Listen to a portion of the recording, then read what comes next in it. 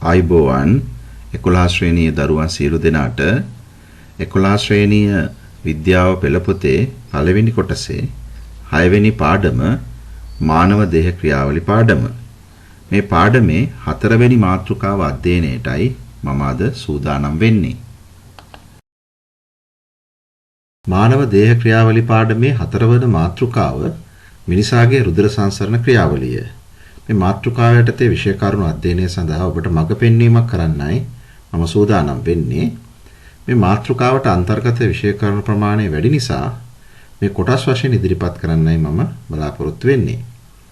මුලින්ම රුධිරය ගැන සාකච්ඡා කරමු. රුධිරය කියන්නේ සම්බන්ධක පටකයක් බව ඔබ මීට පෙර පටක පාඩමේදී ඉගෙන ගත්තා. පටක පාඩමේදී ඉගෙනගත් මූලික කරුණු ටිකක් අපි නැවතත් විමසා බලමු.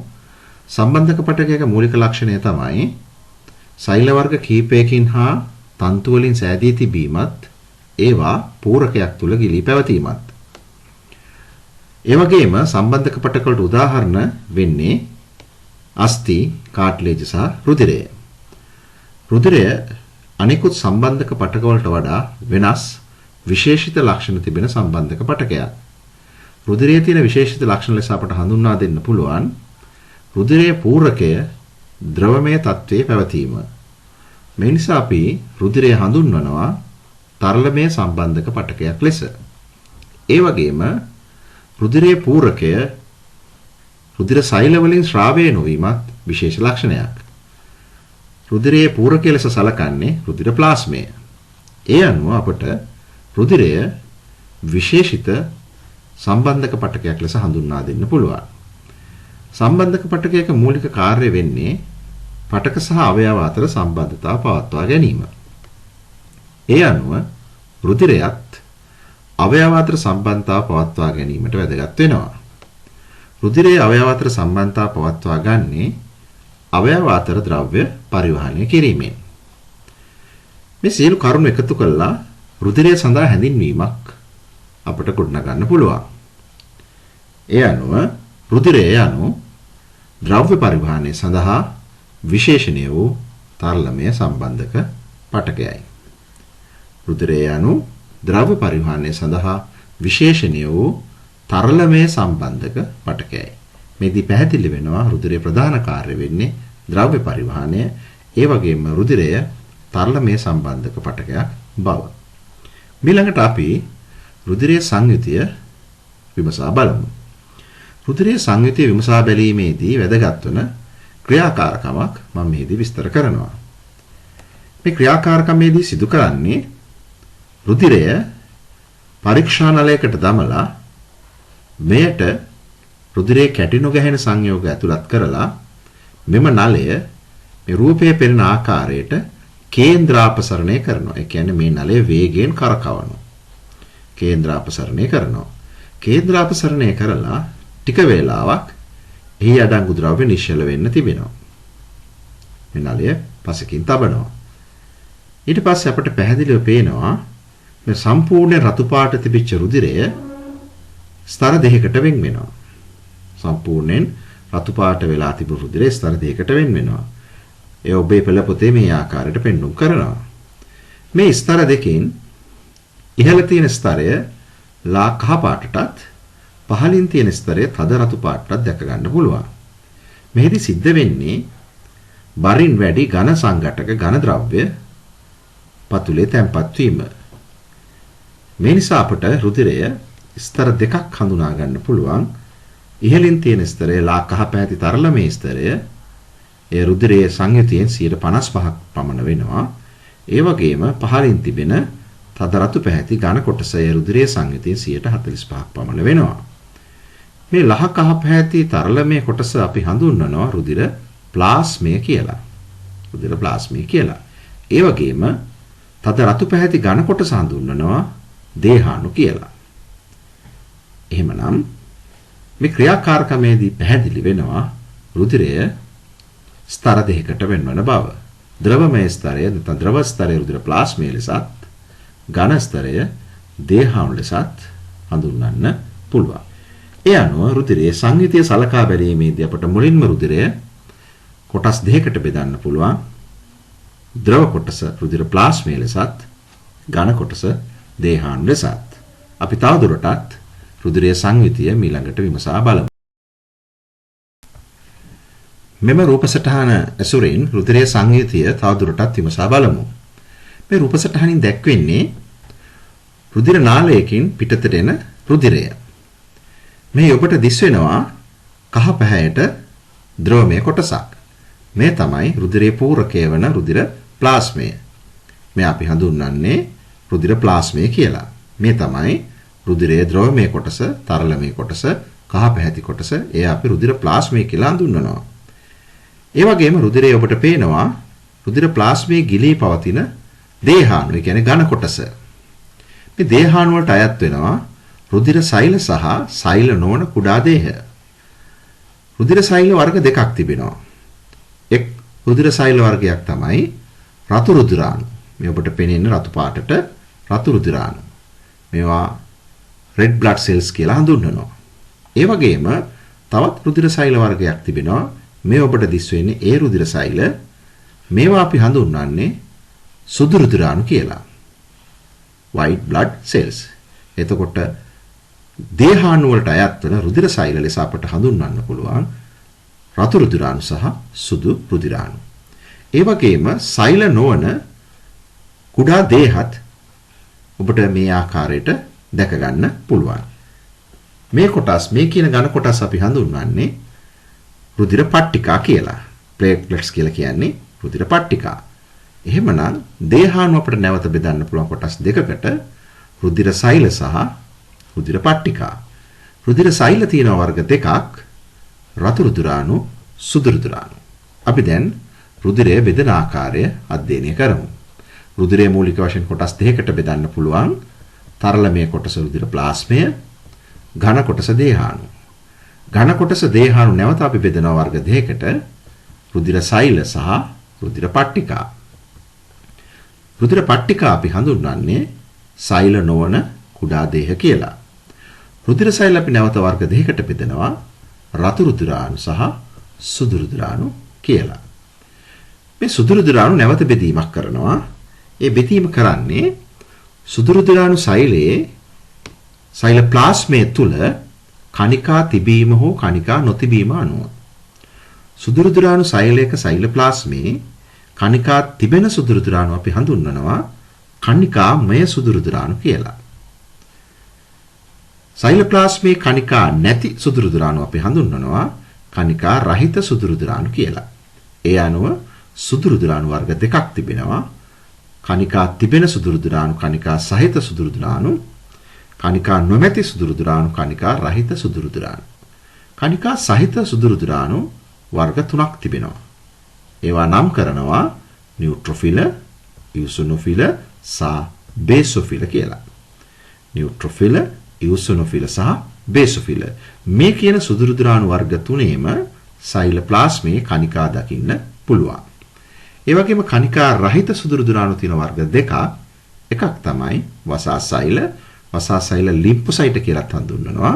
ඊට අමතරව මොනොසයිට. වසා සෛල සහ මොනොසයිට වල සෛල ප්ලාස්මයේ කණිකා දකින්න ලැබෙන්නේ නැහැ. ඒ අනුව ඔබට පෙනෙනවා සුදු රුධිරාණු වර්ග පහක් තිබෙනවා. සුදු රුධිරාණු සෛල වර්ග පහක් තිබෙනවා. ඒ පහෙන් තුනක් කණිකා සහිතයි, දෙකක් කණිකා රහිතයි. ඒතර අපි රුධිරය අධ්‍යයනය කිරීම සඳහා මේ වර්ගීකරණය ඉදිරියේදී අපි යොදා ගන්නවා. රුධිරය අධ්‍යයනයේදී අපි මුලින්ම අධ්‍යයනය කරන්නේ මේ වර්ගීකරණය අනුව රුධිර ප්ලාස්මය. ඊළඟට අපි දේහාණු වලින් රුධිර සෛල අතරින් අපි රතු රුධිරාණු අධ්‍යයනය කරනවා. ඉන්පසුව සුදු රුධිරාණු අධ්‍යයනය කරනවා. සුදු රුධිරාණු යටතේ මේ රුධිරාණු වර්ග පහම, සුදු රුධිරාණු වර්ග පහම ගැන අපි කෙටියෙන් ඉගෙන ගන්නවා. ඊට පස්සේ රුධිර පට්ටිකා ගැන ඉගෙන ගන්නවා. ඒ අනුව අපි දේහාණු ගැන ඉගෙන ගන්නවා. ඒ අනුව සමස්තයක් වශයෙන් රුධිරය ගැන අධ්‍යයනය කරනවා. දැන් ඔබට පැහැදිලි අපි රුධිරය ගැන අධ්‍යයනය කරන්නේ මේ වර්ග කිරීම අනුව. එම නිසා මේ වර්ග කිරීම ඔබ හොඳින් පාඩම් කර තබා ගැනීම වැදගත් වෙනවා. රුධිරයේ සංයුති අධ්‍යයනයේදී මුලින්ම රුධිර ප්ලාස්මය පිළිබඳව විමසා බලමු. රුධිර ප්ලාස්මයේ ස්වභාවය.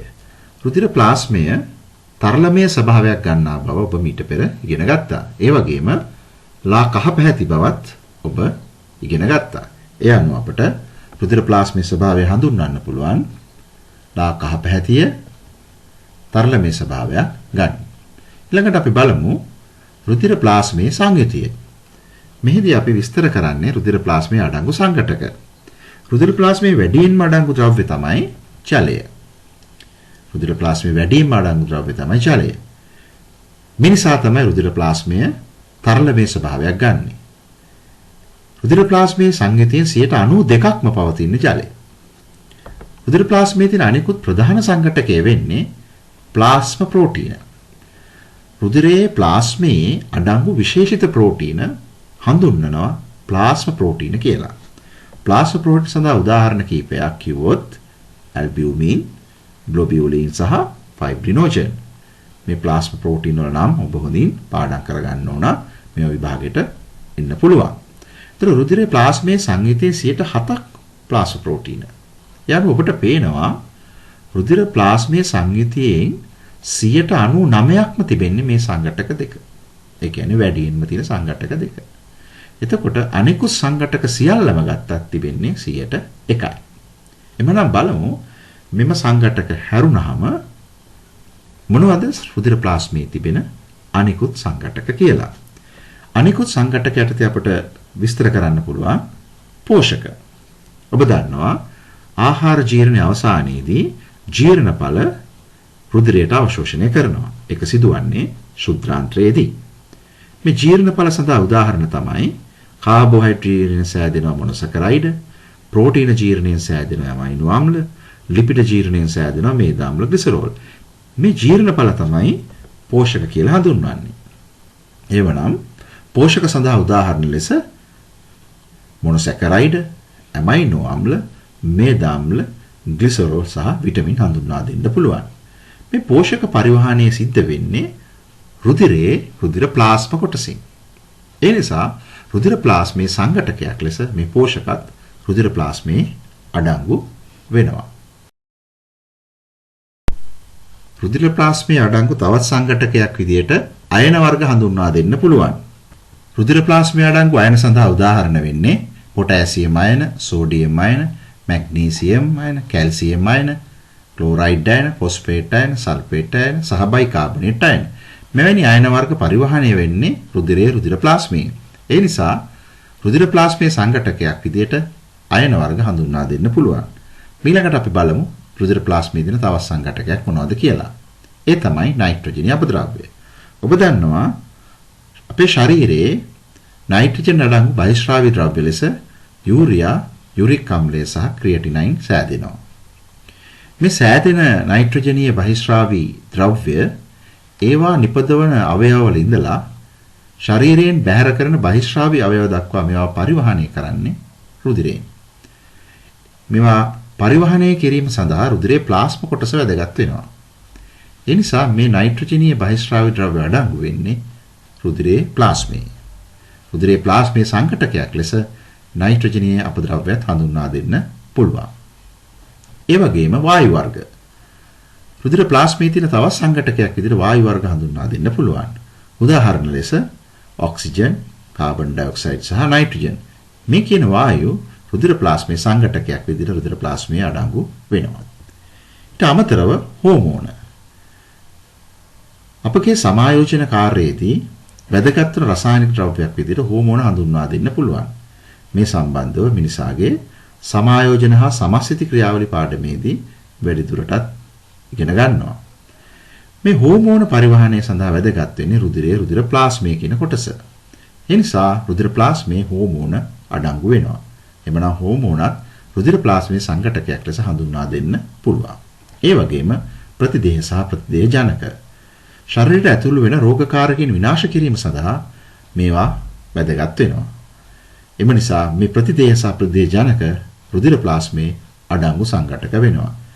ඒ අනුව ඔබට දැන් පැහැදිලි රුධිර ප්ලාස්මේ සංයුතිය. රුධිර ප්ලාස්මේ අඩංගු ද්‍රව්‍ය මොනවාද කියන එක.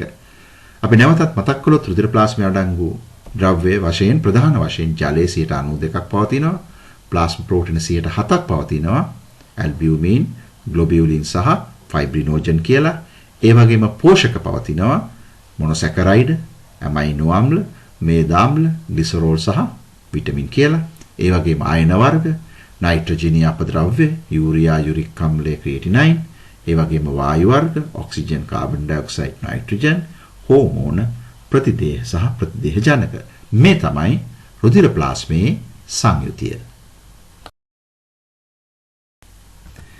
ඊළඟට රුධිර ප්ලාස්මයෙන් පරිවහණය වන ද්‍රව්‍ය පිළිබඳව විමසා බලමු. ඔබ දන්නවා රුධිරයේ ප්‍රධාන කාර්යය වෙන්නේ ද්‍රව්‍ය පරිවහණය. රුධිරය පරිවහණය කරන ද්‍රව්‍ය අතුරින් වැඩිම ද්‍රව්‍ය ප්‍රමාණයක් පරිවහණය කරන්නේ රුධිර ප්ලාස්මය කියන කොටසින්. එහෙමනම් රුධිර ප්ලාස්මයෙන් පරිවහණය වන ද්‍රව්‍ය මොනවාද කියන එක අපි දැන් සොයා බලමු. රුධිර ප්ලාස්මයෙන් පරිවහණය වන ප්‍රධාන ද්‍රව්‍යයක් විදිහට පෝෂක හඳුන්වා දෙන්න පුළුවන්. ආහාර ජීර්ණයේ අවසානයේ ජීර්ණඵල ශුද්ධාන්ත්‍රයේදී රුධිරයට අවශෝෂණය කරගන්නා බව ඔබ දන්නවා. මෙලෙස රුධිරයට අවශෝෂණය කරගන්නා ජීර්ණඵල සෛල කරා පරිවහණය කරන්නේ රුධිරයෙන්. මේ ජීර්ණඵල ඒ කියන්නේ පෝෂක පරිවහණය සඳහා වැදගත් වෙන්නේ රුධිරයේ ප්ලාස්මා කොටස. එhmenan රුධිර ප්ලාස්මයෙන් පරිවහණය වන පෝෂක ලෙස අපට හඳුන්වා දෙන්න පුළුවන් මොනොසැකරයිඩ්, ඇමයිනෝ ආම්ල, මේද ආම්ල, ග්ලිසරෝල් සහ විටමින්. මේ පෝෂක පරිවහණය කරන්නේ රුධිරයේ රුධිර ප්ලාස්මය කියන කොටසෙන්.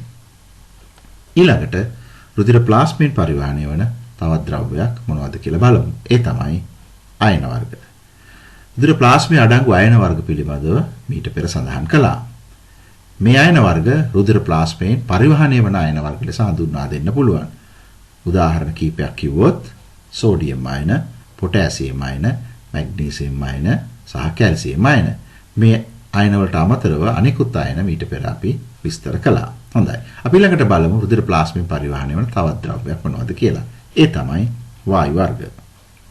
ඔබ දන්නවා සෛල ශ්වසනය සඳහා අවශ්‍ය වෙන වායුවක් ඒ තමයි ඔක්සිජන් වායුව. ශ්වසනයේදී අතුරු ඵලයක් ලෙස හැදෙන වායුවක් ඒ තමයි කාබන් ඩයොක්සයිඩ් වායුව. මේ නිසා මේ වායුව අපි හඳුන්වන්නේ ශ්වසන වායු කියලා.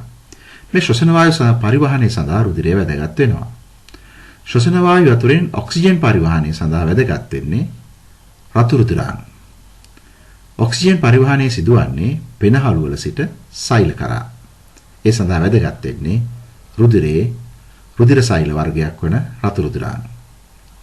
ඒ වගේම සෛලවල සිට පෙනහළු දක්වා කාබන් ඩයොක්සයිඩ් වායුව පරිවහණය සඳහා වැදගත් වෙන්නේ රුධිරයේ රුධිර ප්ලාස්මය කියන කොටස. එහෙමනම් රුධිර ප්ලාස්මයෙන් පරිවහණය වන වායුවක් විදියට ප්‍රධාන වශයෙන් හඳුන්වා දෙන්න පුළුවන් කාබන් ඩයොක්සයිඩ් වායුව. ඊළඟට නයිට්‍රජනීය අපද්‍රව්‍ය. ඔබ දන්නවා අපේ ශරීරයේ නිපදවන නයිට්‍රජනීය අපද්‍රව්‍ය යූරියා, යුරික් අම්ලය සහ ක්‍රියේටිනයින්. මේ කියන නයිට්‍රජනීය අපද්‍රව්‍ය ඒවා නිපදවන අවයවවල ඉඳලා මේවා ශරීරයෙන් බැහැර කරන බහිස්රාවී අවයව දක්වා පරිවහණය කරන්නේ රුධිරයෙන්. මේ කියන බහිස්රාවී ද්‍රව්‍ය පරිවහණය සිද්ධ වන්නේ රුධිරයේ රුධිර ප්ලාස්මය කියන කොටසෙන්. එහෙමනම් රුධිර ප්ලාස්මයෙන් පරිවහණය වන ද්‍රව්‍යයක් ලෙස නයිට්‍රජනීය අපද්‍රව්‍ය හඳුන්වා දෙන්න පුළුවන්. ඊළඟට රුධිර ප්ලාස්මයෙන් පරිවහණය වන තවත් ද්‍රව්‍යයක් විදිහට හෝමෝන වර්ග හඳුන්වා දෙන්න පුළුවන්. මේ ගැන අපි තවදුරටත් ඉගෙන ගන්නවා සමායෝජන පාඩමෙන්. ඉදිරි පාඩමකදී ඉගෙන ගන්නවා. මේ හෝමෝන වර්ග පරිවහණය වෙන්නේ රුධිරයේ රුධිර ප්ලාස්මය කියන කොටසෙන්. ඒ අනුව රුධිර ප්ලාස්මයෙන් පරිවහණය වන ද්‍රව්‍ය ලෙස පෝෂක, අයන වර්ග, වායු වර්ග, නයිට්‍රජනීය අපද්‍රව්‍ය සහ හෝමෝන වර්ග හඳුන්වා දෙන්න පුළුවන්. අපි මේ වෙනකොට රුධිර ප්ලාස්මය ගැන අධ්‍යයනය අවසන් කරනවා. ඊළඟට අපි අධ්‍යයනය කරමු දේහාණු යටතේ රුධිර සෛල වර්ගයක් වන රතු රුධිරාණු ගැන. රුධිරයේ සංයුති අධ්‍යයනයේදී රුධිර ප්ලාස්මය පිළිබඳව අධ්‍යයනය කළා. ඊළඟට දේහාණු පිළිබඳව අධ්‍යයනය කරමු. දේහාණු යටතේ රුධිර සෛල වර්ගයක් වන රතු රුධිරාණු සම්බන්ධව ඊළඟට කරුණු විමසා බලමු. රතු රුධිරාණු වල කාර්යය. රතු රුධිරාණු වල කාර්ය වෙන්නේ ශරීරයේ ඔක්සිජන් පරිවහනය කිරීම. මේ ගැන තවදුරටත් විමසා බලමු. අපි දන්නවා සෛල තුල ශ්වාස ශ්වසනය සඳහා ඔක්සිජන් වායුව අවශ්‍ය බව. මේ ඔක්සිජන් වායුව රුධිරයට ඇතුළු වන්නේ පෙනහළු වලදී. පෙනහළු වලදී රුධිරයට ඇතුළු වන වායුව සෛල කරා පරිවහනය කිරීම සඳහා රුධිරයේ රතු රුධිරාණු වැදගත් වෙනවා. ඒ අනුව රතු රුධිරාණු වල ප්‍රධාන කාර්යය ලෙස ඔක්සිජන් පරිවහනය හඳුන්වා දෙන්න පුළුවන්. ඊළඟට රතු රුධිරාණුක හැඩය, එහෙම නැත්නම් රතු රුධිරාණුක ලක්ෂණ පිළිබඳව සොයා බලමු. ඔබට මේ පින්තූරයේ අධ්‍යයනයේදී රතු රුධිරාණුක හැඩය පිළිබඳව ඉගෙන ගන්න පුළුවන්. රතු රුධිරාණුවක් දෙස ඉහළින් බැලුව විට, ඒ කියන්නේ රතු රුධිරාණුක මතු පිට හැඩය වටකුරු ස්වභාවයක් ගන්නවා. මෙයට අපි මණ්ඩලාකාරයි කියලා කියනවා. මේ රතු රුධිරාණු සෛලයේ මැද ඔබට පේනවා අවතලණය වීමක් නැත්නම් ඇතුළට නිරා යාමක් සිදු වෙලා තිබෙනවා. මේ නිසා රතු රුධිරාණුවේ මැද ප්‍රදේශය තුනී වෙනවා. ඒ වගේම වටය, ධාරය ඝනකම වෙනවා. මේ නිසා රතු රුධිරාණුවක් දෙස පැත්තෙන් බැලුව විට ද්විඅවතල හැඩයක් ගන්නවා. එහෙමනම් රතු රුධිරාණුවක හැඩය විස්තර කිරීමේදී මතු පිටින් එය මණ්ඩලාකාර, එහෙම නැත්නම් වටකුරුයි කියලා හඳුන්වනවා. ඒ වගේම පැත්තෙන් බැලුව විට ද්විඅවතලයි කියලා අපි විස්තර කරනවා. ඒ වගේම රතු රුධිරාණු සෛලයේ ප්ලාස්මා පටලය ප්‍රත්‍යස්ස ස්වභාවයක් ගන්නවා. ඒ කියන්නේ රතු රුධිර සෛලයක ප්ලාස්මා පටලය ඇදෙන සුළු ප්ලාස්මා පටලයක්. ඒ වගේම මේ රතු රුධිර සෛලය න්‍යෂ්ටි නැහැ. මේ ඔබ දන්නවා ක්ෂීරපායි ලක්ෂණයක්. ක්ෂීරපායි රතු රුධිරාණු වල න්‍යෂ්ටි දකින්න ලැබෙන්නේ නැහැ. මිනිසා ක්ෂීරපායි වන නිසා මිනිස් රතු රුධිරාණු වලත් න්‍යෂ්ටි දකින්න ලැබෙන්නේ නැහැ. ඒ වගේම මිනිසාගේ රතු රුධිරාණු වල මයිටොකොන්ඩ්‍රියම වැනි ඉන්ද්‍රියකා දකින්න ලැබෙන්නේ නැහැ. අපි ළඟට මේ හැඩේ වැදගත්කම සාකච්ඡා කරමු. මේ ද්විඅවතල හැඩය නිසා රතු රුධිරාණුවේ මතු පිට වර්ගඵලය වැඩි වෙලා තිබෙනවා. මේ මතු පිට වර්ගඵලය වැඩි වීම නිසා වැඩි ඔක්සිජන් අණු ප්‍රමාණයක් මතු පිටට සම්බන්ධ කරගන්න පුළුවන් වෙලා තිබෙනවා. ඒ අනුව මේ ද්විඅවතල හැඩය වැදගත් වෙනවා මතු පිට වර්ගඵලයේ වැඩි වීමෙන් ඔක්සිජන් පරිවහනය කාර්යක්ෂමව සිදු කරගන්න. ඒ වගේම අපි කලින් කිව්වා වගේ මේ ප්‍රත්‍යස්ස ප්ලාස්මා පටලයක් තිබීම නිසා මේ රතු රුධිරාණු වලට සියුම් කේශනාලිකා තුලින් පහසුවෙන් රිංගා යන්න පුළුවන්. මේ නිසා අවශ්‍ය ස්ථාන කරා පහසුවෙන් ගොස් ඔක්සිජන් පරිවහනය කිරීමේ හැකියාව රතු රුධිරාණුවට ලැබිලා තිබෙනවා.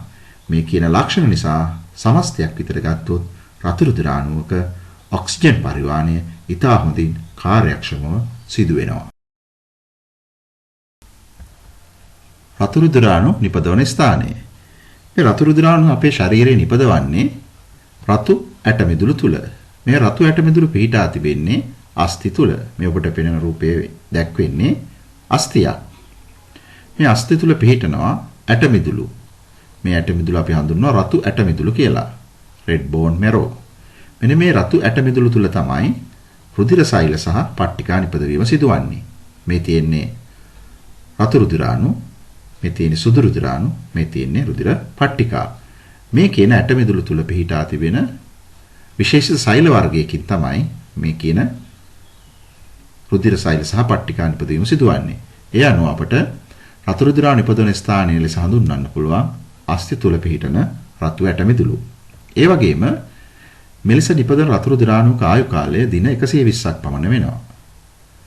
දින 120ක් පමණ ගත වෙනකොට මේ රතු රුධිරාණු වල ඔක්සිජන් පරිවහනයේ කාර්යක්ෂමතාව අඩු වෙනවා. එවැනි රතු රුධිරාණු අපි හඳුන්වනවා වයස්ගත රතු රුධිරාණු කියලා. මේ වයස්ගත රතු රුධිරාණු අක්මාවේදී සහ ප්ලීහාවේදී විනාශ කිරීම සිදු කරනවා.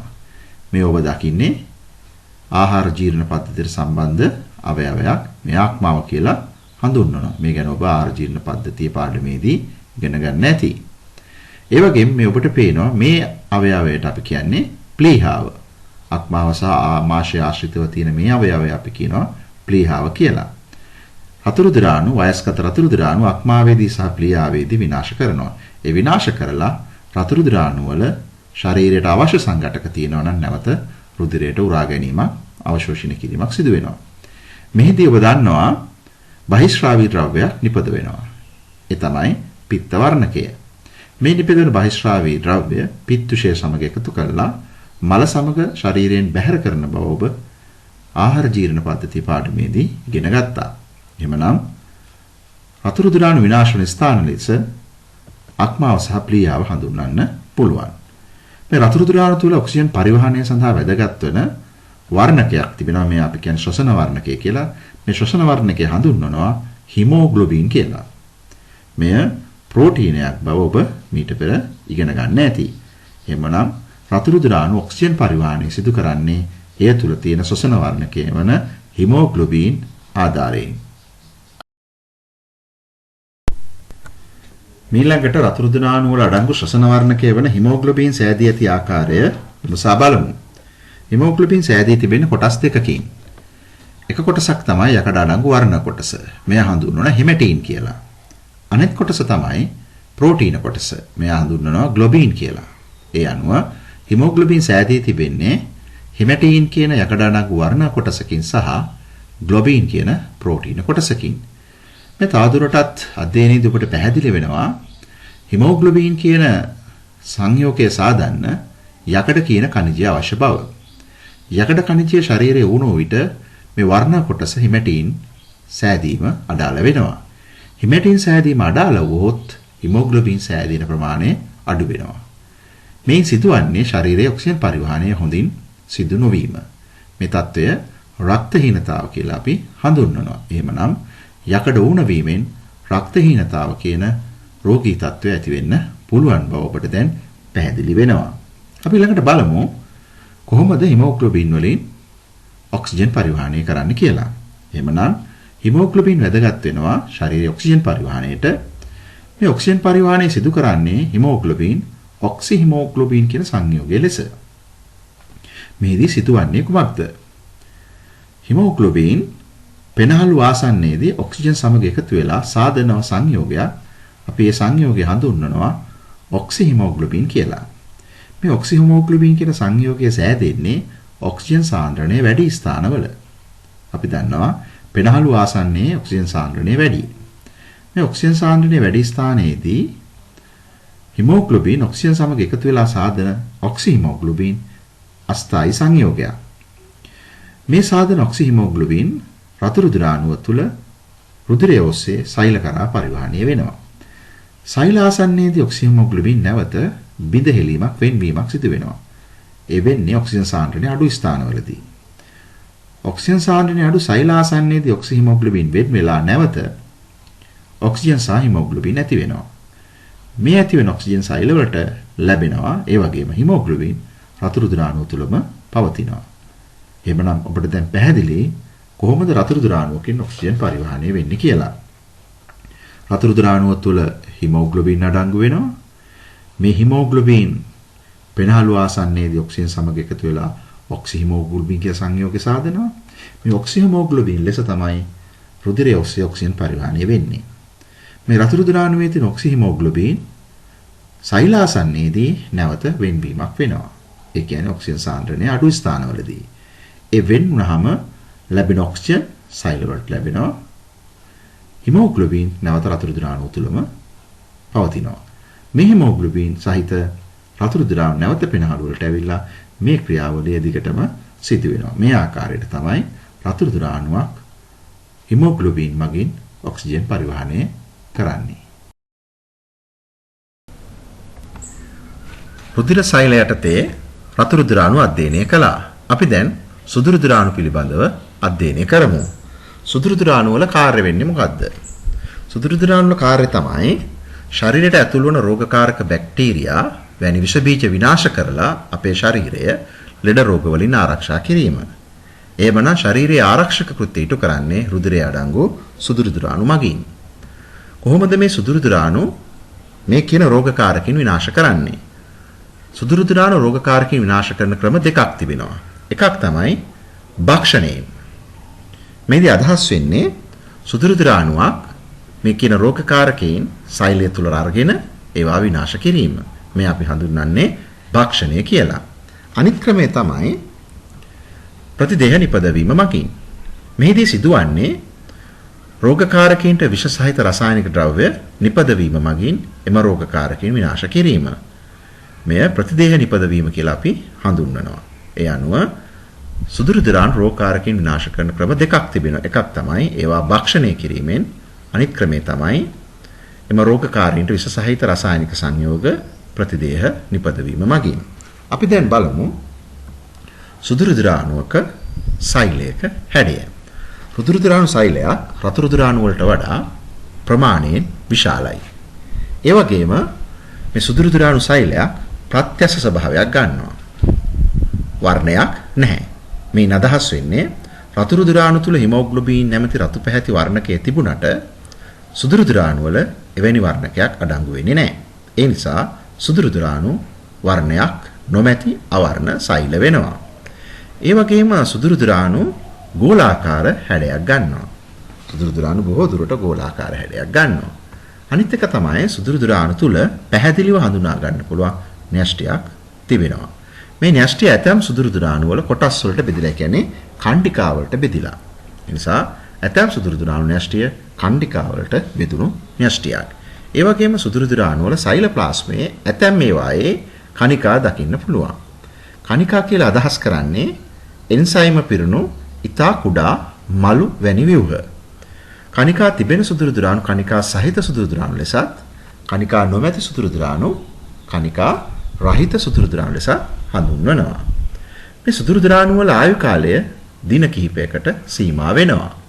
මේ තමයි සුදුරු දිරාණු වල ලක්ෂණ. අපි ඊළඟට සුදුරු දිරාණු නිපදවන ස්ථානය පිළිබඳව විමසා බලමු. රතු රුධිරාණු මෙන්ම සුදු රුධිරාණුත් රතු ඇටමිදුළු තුල නිපදවන බව ඔබ මීට පෙර ඉගෙන ගත්තා. ඇතැම් සුදු රුධිරාණු මීට අමතරව වසා කැටිය තුලත් නිපදවනවා.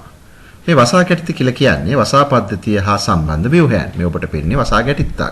මේ වසා කැටිති පවතින්නේ වසා පද්ධතිය හා සම්බන්ධව. මේ ගැන ඔබට වසා පද්ධතියේ පාඩමේදී වැඩිදුර ඉගෙන ගන්න පුළුවන්. මේ කියන වසා කැටිය තුලත් ඇතැම් සුදු රුධිරාණු නිපදවන උදාහරණ විදිහට වසා සෛල නිපද වෙනවා වසා ගැටිති තුල. ඒ අනුව සුදු රුධිරාණු නිපදවන ස්ථාන ලෙස අපට රතු ඇට මිදුළු මෙන්ම වසා පද්ධතියේ වසා ගැටිති හඳුන්වා දෙන්න පුළුවන්. ඊළඟට රතු රුධිරාණු සහ සුදු රුධිරාණු අතර අනුපාතය. රුධිරයේ වැඩියෙන්ම තියෙන රුධිර සෛල වර්ගය තමයි රතු රුධිරාණු. රතු රුධිරාණු 600කට සුදු රුධිරාණු 1 කියන අනුපාතයෙන් තමයි මේ කියන රුධිර සෛල පවතින්නේ. දැන් ඔබට පේනවා රුධිරයේ වැඩියෙන්ම තියෙන්නේ රතු රුධිර සෛල. මේ නිසා තමයි රුධිරයට රතු පැහැයක් ලැබිලා තියෙන්නේ. ඊළඟට මිනිස් රුධිරයේ ඝන මිලිමීටරයක අඩංගු සුදු රුධිරාණු සංඛ්‍යාව. මෙම සංඛ්‍යාව 4000ත් 11000ත් අතර ප්‍රමාණයක් වෙනවා. මේ අනුව ඔබට ගණන් හදා ගන්න පුළුවන් ශරීරයේ තියෙන රතු රුධිරාණු සංඛ්‍යාව රුධිරයේ ඝන මිලිමීටරයක අඩංගු. මේ සංඛ්‍යාවෙන් 600 ගුණයක් රතු රුධිරාණු අඩංගු වෙනවා රුධිරයේ ඝන මිලිමීටරයක. ඊළඟට සුදු රුධිරාණු වර්ග සම්බන්ධව කෙටියෙන් විමසා බලමු. සුදු රුධිරාණු ඒවායේ සෛලප්ලාස්මයේ කණිකා තිබීම හෝ නොතිබීම අනුව නැවත වර්ග දෙකකට බෙදෙන බව ඔබ මීට පෙර ඉගෙන ගත්තා. ඒ තමයි කණිකා සහිත සුදු රුධිරාණු සහ කණිකා රහිත සුදු රුධිරාණු.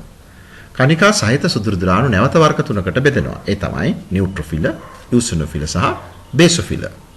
කණිකා රහිත සුදු රුධිරාණු නැවත වර්ග දෙකකට බෙදෙනවා. වසා සෛල, මොනොසයිට. ඒ අනුව සම්පූර්ණයෙන්ම සුදු රුධිරාණු වර්ග පහක් තිබෙනවා. මේ සුදු රුධිරාණු වර්ග පහ සම්බන්ධව දැන් අපි කෙටියෙන් විමසා බලමු. මුලින්ම කණිකා සහිත සුදු රුධිරාණු වර්ගයක් වන නියුට්‍රොෆිල ගැන අපි අධ්‍යයනය කරමු. මේ තියෙන නියුට්‍රොෆිල සෛලයක රූපයක්. මේ නියුට්‍රොෆිල නිපද වෙන්නේ රතු ඇට මිදුළු තුල. ඒ වගේම මේ නියුට්‍රොෆිල සෛලය තුල කණිකා දකින්න පුළුවන්. මේ නියුට්‍රොෆිල සෛලයේ න්‍යෂ්ටිය කණ්ඩිකා කිහිපයකට බෙදලා තියෙන බව ඔබට මේ රූපයෙන් පැහැදිලි වෙනවා. මේ නිසා නියුට්‍රොෆිල සෛලයක න්‍යෂ්ටිය බහුරූපී න්‍යෂ්ටියක් ලෙස අපි හඳුන්වනවා. සාමාන්‍ය නියුට්‍රොෆිල සෛලයක න්‍යෂ්ටිය කණ්ඩිකා 3ත් 5ත් අතර ප්‍රමාණයක් තිබෙනවා. දැන් මේ න්‍යෂ්ටිය ඔබට පේනවා කණ්ඩිකා 1යි 2යි 3යි 4ක් තිබෙනවා. එහෙමනම් නියුට්‍රොෆිල සෛලයක න්‍යෂ්ටිය කණ්ඩිකා දෙකකට වැඩි. එහි අදහස් වෙන්නේ කණ්ඩිකා 3ත් 5ත් අතර ප්‍රමාණයක් තිබෙන බව. මේ නියුට්‍රොෆිල රෝගකාරකයන් විනාශ කිරීමට දායක වෙන්නේ ඒවා භක්ෂණය කිරීමෙන්. ඒ නිසා බැක්ටීරියා භක්ෂණය කරලා විනාශ කරන සුදුරුදුරාණු වර්ගයක් ලෙස නියුට්‍රොෆිල හඳුන්වන්න පුළුවන්. මේ නියුට්‍රොෆිල වල ප්‍රතිශතය ගත්තොත් සුදුරුදුරාණු වලින් 50ත් 70ත් අතර ප්‍රමාණයක් නියුට්‍රොෆිල වෙනවා. සුදුරුදුරාණු වර්ග පහෙන් වැඩියෙන්ම තියෙන සුදුරුදුරාණු වර්ගය තමයි නියුට්‍රොෆිල. මෙය පරණ විභාගවලදී අහපු ප්‍රශ්නයක්. වැඩියෙන්ම තියෙන සුදුරුදුරාණු වර්ගය කුමක්ද කියන එක. පිළිතුර තමයි නියුට්‍රොෆිල. ඉවසුනොෆිල මීළඟ කණිකා සහිත සුදුරුදුරාණු වර්ගය. මේ තියෙන්නේ ඉවසුනොෆිල සෛලයක රූපයක්. ඉවසුනොෆිල නිපද වෙන්නේ රතු ඇට මිදුළු තුල. ඉවසුනොෆිල වල සෛලයේ ප්ලාස්මේ කණිකා සහිතයි. ඒ නිසා ඉවසුනොෆිල කණිකා සහිත සුදුරුදුරාණු වර්ගයක් ලෙස හඳුන්වන්න පුළුවන්. මේ න්‍යෂ්ටිය බහුරූපී න්‍යෂ්ටියක් වෙනවා. ඒ කියන්නේ කණ්ඩිකා වලින් සමන්විතයි. මේ කණ්ඩිකා දෙකක් දකින්න පුළුවන්. මේ කණ්ඩිකා උපැස්වලක ආකාරය ගන්නවා. ඒ කියන්නේ ඇස් කණ්ණාඩියක ආකාරය ගන්නවා. ඉවසුනොෆිල වල කාර්ය වෙන්නේ හිස්ටමින් ශ්‍රාවය කිරීම. මේවා රෝගකාරකයන් විනාශ කිරීමේ ක්‍රියාවේදී වැදගත් වන රසායනික සංයෝග වෙනවා. අනිත් ලක්ෂණය තමයි ආසාත්මිකතාවලදී වැඩි වෙන සුදුරුදුරාණු වර්ගය වෙන්නේ ඉවසුනොෆිල. ශරීරයේ ආසාත්මිකතාවයකට ලක් වුණාම රුධිරයේ අඩංගු සුදුරුදුරාණු වර්ගයක් වන ඉවසුනොෆිල ප්‍රමාණය වැඩි වෙනවා. ඉවසුනොෆිල අඩංගු වෙනවා 101ත් 104ත් අතර ප්‍රමාණයක් සුදුරුදුරාණු වලින්. ඊළඟට අපි සාකච්ඡා කරමු අනෙක් සුදුරුදුරාණු වර්ගය කණිකා සහිත, ඒ කියන්නේ බේසොෆිල. බේසොෆිලත් කණිකා සහිත සුදුරුදුරාණු වර්ගයක්. මේ පේන්නේ බේසොෆිල සෛලයක රූපයක්. බේසොෆිල නිපද වෙන්නේ රතු ඇට මිදුළු තුලමයි. මෙහි ප්ලාස්මේ කණිකා දකින්න පුළුවන්. ඒ කියන්නේ කණිකා සහිත සුදුරුදුරාණු වර්ගයක්. න්‍යෂ්ටිය කණ්ඩිකා දෙකකින් යුක්ත බහුරූපී න්‍යෂ්ටියක්. මේ කණ්ඩිකා වකුගඩු හැඩති. බේසොෆිල වල කාර්ය වෙන්නේ හෙපරින් සහ හිස්ටමින් ශ්‍රාවය කිරීම. මේවා රුධිර කැටි දිය කිරීමටත් රෝගකාරකයන් විනාශ කිරීමටත් වැදගත් වන රසායනික සංයෝග වෙනවා. මේ ප්‍රතිශතය දැක්වුවොත් 0.0ත් 101ත් අතර ප්‍රමාණයක් වෙනවා. ඒ අනුව අපි කණිකා සහිත සුදුරුදුරාණු මේ වෙනකොට අධ්‍යයනය කළා. නියුට්‍රොෆිල, ඉවසුනොෆිල සහ බේසොෆිල. කණිකා රහිත සුදුරුදුරාණු. ඊළඟට කණිකා රහිත සුදුරුදුරාණු පිළිබඳව අධ්‍යයනය කරමු. ඔබ දන්නවා කණිකා රහිත සුදුරුදුරාණු තියෙනවා වර්ග දෙකක්. එකක් තමයි වසා සෛල. එහෙම නැත්නම් අපිව ලිම්ෆොසයිට කියලා හඳුන්වනවා. මේ වසා සෛල වල රූපයක් තමයි මේ ඔබට පේන්නේ. වසා සෛල නිපද වෙන ස්ථාන කිහිපයක් තියෙනවා. රතු ඇට මිදුළු තුලත් නිපද වෙනවා. ඒ වගේම වසා ග්‍රන්ථි සහ ප්ලීහාවෙත් මීට අමතරව වසා සෛල නිපද වෙනවා. එhmenan වසා සෛල ශරීරයේ ස්ථාන කිහිපයකදීම නිපද වෙනවා. වසා සෛල තුල සෛලප්ලාස්මයේ කණිකා දකින්න ලැබෙන්නේ නැහැ. ඒ නිසා වසා සෛල කණිකා රහිත සුදුරුදුරාණු ලෙස තමයි අපි හඳුන්වන්නේ. මේ න්‍යෂ්ටිය විශාල පිරුණු න්‍යෂ්ටියක්. ඔබට පේනවා සෛලයේ වැඩි ප්‍රමාණයක් න්‍යෂ්ටියට අයිති වෙනවා. එhmenan වැඩි ප්‍රදේශයක් තුල න්‍යෂ්ටිය පිරී පවතින න්‍යෂ්ටියක් තමයි වසා සෛල වලට තියෙන්නේ. මේ කාර්ය වෙන්නේ ප්‍රතිදේහ නිපදවීම. මේ ප්‍රතිදේහ රෝගකාරකයන් විනාශ කිරීම සඳහා වැදගත් වන රසායනික සංයෝග වෙනවා. මේ ප්‍රතිශතයේ විදිහට දැක්වුවොත් 20%ත් 140ත් අතර ප්‍රමාණයක් වෙනවා. සුදුරුදුරාණු වර්ග පහෙන් නියුට්‍රොෆිල හැරුණාම ඊළඟට වැඩියෙන් තියෙන සුදුරුදුරාණු වර්ගය වෙන්නේ වසා සෛල. එහෙම නැත්නම් ලිම්ෆොසයිට. අපි ඊළඟට බලමු අනෙත් කණිකා රහිත සුදුරුදුරාණු වර්ගය මොකක්ද කියලා. ඒ තමයි මොනොසයිට. මේ තියෙන්නේ මොනොසයිට සෛලයක රූපයක්. මොනොසයිට නිපද වෙන්නේ රතු ඇට මිදුළු තුල. මේවායෙත් සෛලප්ලාස්මේ කණිකා දකින්න ලැබෙන්නේ නැහැ. ඒ නිසා ඒවා කණිකා රහිත සුදුරුදුරාණු ලෙස හඳුන්වන්න පුළුවන්. මේ න්‍යෂ්ටිය ඔබට පේනවා බෝංචි බීජයක හැඩති න්‍යෂ්ටියක්. මේ න්‍යෂ්ටිය බෝංචි බීජයක හැඩති. මේ කාර්ය වෙන්නේ බැක්ටීරියාවන් භක්ෂණයෙන් විනාශ කිරීම. ඔබ දැක්කා මීට පෙර නියුට්‍රොෆිලත් බැක්ටීරියාවන් භක්ෂණයෙන් විනාශ කරන සුදුරුදුරාණු වර්ගයක්. එහෙමනම් බැක්ටීරියාවන් භක්ෂණයෙන් විනාශ කරන සුදුරුදුරාණු වර්ග දෙකක් තිබෙනවා. එකක් නියුට්‍රොෆිල අනිත් එක මොනොසයිට. එහෙමනම් කණිකා සහිත සුදුරුදුරාණු වර්ගයක් වන නියුට්‍රොෆිලත් කණිකා රහිත සුදුරුදුරාණු වර්ගයක් වන මොනොසයිටත් බැක්ටීරියාවන් භක්ෂණයෙන් විනාශ කරන සුදුරුදුරාණු වර්ග වෙනවා. මේ ප්‍රතිශතය දැක්වුවොත් 2%ත් 8%ත් අතර ප්‍රමාණයක් වෙනවා. හොඳයි.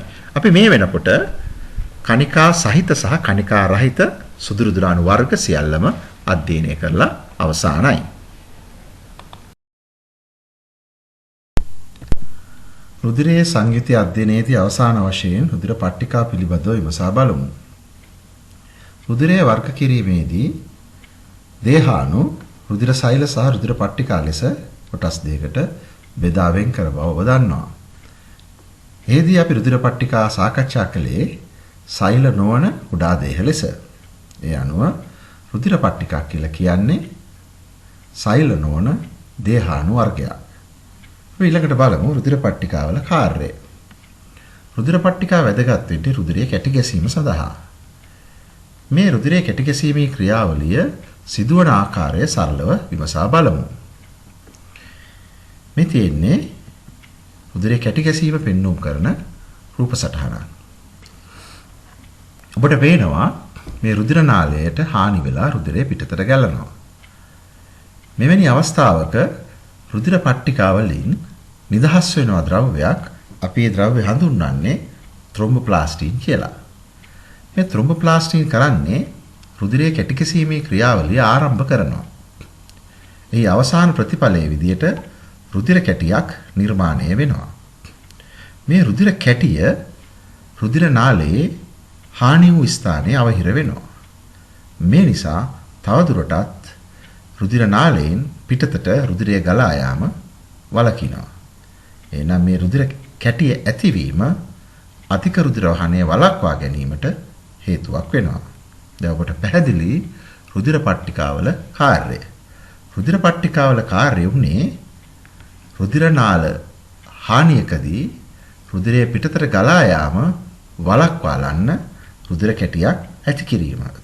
ඒ සඳහා රුධිර පට්ටිකාවලින් නිදහස් වුණා ද්‍රව්‍යයක් ඒ ද්‍රව්‍ය අපි හඳුන්වන්නේ ත්‍රොම්බෝප්ලාස්ටින් කියලා. අපි ඊළඟට බලමු රුධිර පට්ටිකාව ලක්ෂණ. රුධිර පට්ටිකා කියලා කියන්නේ රතු ඇට මෙදුළු වල තිබෙන විශේෂ සෛල වර්ගයකින් කැඩී යන සෛල නොවන කුඩා දේහ. රුධිර පට්ටිකා වලට නියමිත හැඩයක් නොමැති නිසා ඒවා අක්‍රමවත් හැඩති කියලා අපි හඳුන්වනවා. ඒ වගේම රුධිර පට්ටිකා වලට නැස්ටි අඩංගු වෙන්නේත් නැහැ. රුධිර පට්ටිකා වල ප්‍රමාණය දැක්වුවොත් රුධිරයේ ඝන මිලිමීටර එකක රුධිර පට්ටිකා අඩංගු වෙනවා 1,50,000 ලක්ෂ 4ක් අතර ප්‍රමාණයක්.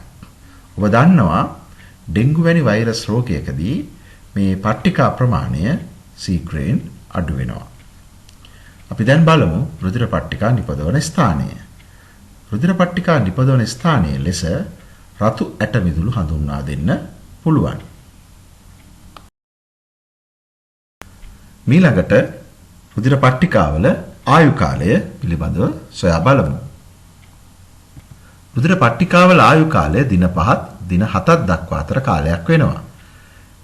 මේ රුධිර පට්ටිකා විනාශ වෙන ස්ථාන දෙකක් තිබෙනවා. රතු රුධිරාණු වාගේම රුධිර පට්ටිකා අක්මාවේදී සහ ප්ලීහාවේදී විනාශ වීම සිදු වෙනවා. ඒ අනුව අපි දැන් රුධිර පට්ටිකා ගැන අධ්‍යයනය කරලා අවසానයි. එවනම් රුධිරයේ සංයුතිය මේ වෙනකොට අපි සම්පූර්ණයෙන්ම අධ්‍යයනය කළා. අවසාන වශයෙන් රුධිරයේ කෘත්‍යය ගැන අපි විමසා බලමු. රුධිරයේ කෘත්‍යය සඳහන් කිරීමේදී රුධිරයේ ප්‍රධාන කෘත්‍යය ලෙස ද්‍රව්‍ය පරිවහනය හඳුන්වන්න පුළුවන්. මේදී ඔබ දන්නවා රුධිරයෙන් පරිවහනය වන ද්‍රව්‍ය මොනවද කියලා. ඒ තමයි ශ්වසන වායු, කාබන් ඩයොක්සයිඩ් සහ ඔක්සිජන්. කාබන් ඩයොක්සයිඩ් මූලික වශයෙන් පරිවහනය කරන්නේ රුධිර ප්ලාස්මයෙන්, ඔක්සිජන් මූලික වශයෙන් පරිවහනය කරන්නේ රතු රුධිරාණු මගින්. ඒ වගේම ජීර්ණඵල මොනොසැකරයිඩ්, ඇමයිනෝ අම්ල, මේද අම්ල සහ ග්ලිසරෝල්, විටමින් මේ කියන ජීර්ණඵල පරිවහනය කරන්නේ රුධිරයෙන්. ඒ වගේම බහිස්රාවී ද්‍රව්‍ය, යූරියා, යුරික් අම්ලය සහ ක්‍රියැටිනයින්. ඒ වගේම හෝමෝන, ප්ලාස්මා ප්‍රෝටීන, ඛනිජ මේ ආකාරයට අවශ්‍ය තැන් කරා ද්‍රව්‍ය පරිවහනය සිදු කිරීම ප්‍රධාන වශයෙන් රුධිරයේ කාර්යයක් වෙනවා. ඊළඟට රුධිරයේ ඊළඟ ප්‍රධාන කාර්ය වෙන්නේ රෝගකාරක ශුද්ධ ජීවීන්ට එරෙහිව ක්‍රියා කරලා අපේ ශරීරය ලෙඩ රෝග වලින් ආරක්ෂා කිරීම. මේ කාර්ය ඉටු කරන්නේ රුධිරයේ සුදුරුදුරාණු බව ඔබ දන්නවා. මේ සිදු කරන ආකාර දෙකක් තිබෙන එකක් තමයි භක්ෂණයෙන් සහ අනිත් එක ප්‍රතිදේහ නිපදවීමෙන්. රුධිරයේ ඊළඟ කාර්ය වෙන්නේ පටක සහ අවයව අතර රසායනික සමායෝජනය හා සමස්ථිතිය පවත්වා ගැනීමට දායක වෙනවා. මේ ගැන ඔබට මිනිසාගේ සමායෝජනය හා සමස්ථිතිය පාඩමෙන් වැඩිදුර අධ්‍යයනය කරන්න පුළුවන්. සරලව විස්තර කළොත් රසායනික සමායෝජන ක්‍රියාවලිය සඳහා වැදගත් වෙනවා හෝමෝන. මේ හෝමෝන පරිවහනය කිරීමෙන් රුධිරය රසායනික සමායෝජනය සඳහා දායක වෙනවා. ඒ වගේම උෂ්ණත්ව යාමනය මගින් සමස්ථිතිය පවත්වා ගැනීමට දායක වෙනවා. ඔබ දන්නවා මිනිසා කියන්නේ අචලතාපී සත්වයෙක්. අචලතාපීන්ගේ ලක්ෂණය තමයි ශරීර උෂ්ණත්වය පරිසර උෂ්ණත්වය සමග වෙනස් වෙන්නේ නැහැ. නියත ශරීර උෂ්ණත්වයක් පවතිනවා. මේ ශරීර උෂ්ණත්වය නියතව පවත්වා ගැනීම සඳහා රුධිරය විශේෂ කාර්යයක් ඉටු කරනවා. ඒ අනුව ශරීර උෂ්ණත්වය යාමනය කිරීමෙන් සමස්ථිතිය පවත්වා ගැනීමට රුධිරය වැදගත් කාර්යභාරයක් ඉටු කරනවා. ඒ අනුව ඔබට රුධිරයේ කාර්යයන් 3ක් පැහැදිලි කරන්න පුළුවන්. ඒවා කෙටියෙන් දැක්වුවොත් ද්‍රව්‍ය පරිවහනය, රෝගකාරකයින් විනාශ කර ශරීර ලෙඩ රෝග වලින් ආරක්ෂා කිරීම, ඒ වගේම රසායනික සමායෝජනය හා සමස්ථිතිය පවත්වා ගැනීමට උපකාර කිරීම. එෙහිදී හෝමෝන පරිවහනය සහ දේහ උෂ්ණත්වය යාමනය වැදගත් වෙනවා. හොඳයි. අපි දැන් රුධිරය සම්බන්ධව සම්පූර්ණයෙන් සාකච්ඡා කළා. අවසానයි. අපි ඊළඟට දෙවෙනි කොටසින් සාකච්ඡා කිරීම සිදු කරනවා රුධිර සංසරණය ගැන.